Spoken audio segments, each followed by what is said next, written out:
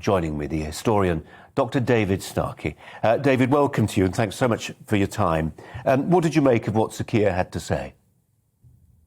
Oh, I thought it was very Starmer, I think is the best way of describing it. And again, that curious distance which Starmer has from reality. You know, here is a man who isn't quite sure whether women have penises or not.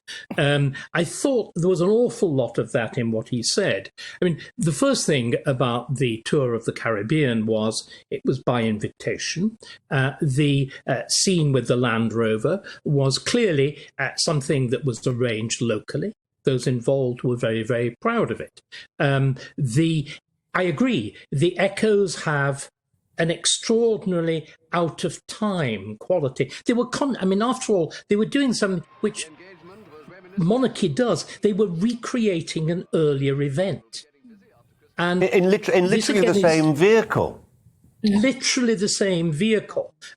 Literally the same vehicle. In other words, an earlier sovereign and a future sovereign. But that's what happens in monarchy all of the time. That's what monarchy is about. That's surely what human life is about. It's the way the past, the present, and the future talk to each other. But of course, Keir Starmer belongs to a different tradition. He wants break. He wants rupture. He wants inversion.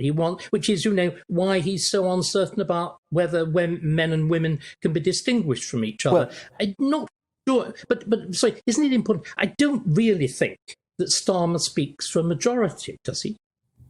He may not even be speaking for himself, in the sense that he'll be mindful, surely, of a wing of his party which looks at the Queen through gimlet eyes and thinks, we'll keep quiet now. Yeah. But after she's gone, all hell will break loose. And these are people who look at the royal family as symbols, as emblems of a faded imperial glory and emblematic of colonial oppression.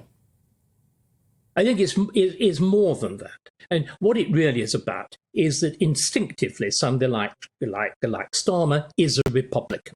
The Labour Party, in its modern form, is instinctively Republican. And it's not simply, of course, that they see the monarchy in terms of colonialism abroad. They also see it in terms of class oppression at home. But again, should the monarchy, you seem to be suggesting, or at least those who wrote your script. I wrote it. I wrote it, David Starkey. I wrote it. I know you do yourself, but you're accusing Starmer of being ventriloquized. You're suggesting that because there has been this questioning, perhaps the monarchy should begin to reinvent itself. I think that responding to direct pressure is the last thing that the monarchy should actually do.